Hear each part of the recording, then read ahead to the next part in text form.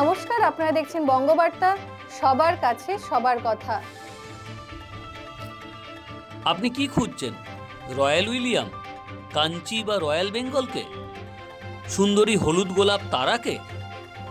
তাহলে একবার ঘুরে আসুন কলকাতা থেকে ঘণ্টাখানেক দূরের গন্তব্য ব্যারাকপুরে। প্রেমের প্রতীক এমন সব 84 রকমের গোলাপের দেখা মিলবে ব্যারাকপুরে, দেশের সবচেয়ে পুরনো সেনা ছাউনির পরিত্যক্ত স্থানে।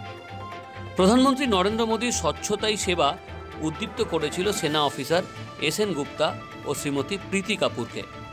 তাদের নিরলস প্রচেষ্টায় 2500 বর্গফুটের পরিত্যক্ত জমি এখন হয়ে উঠেছে গোলাপ বাগান।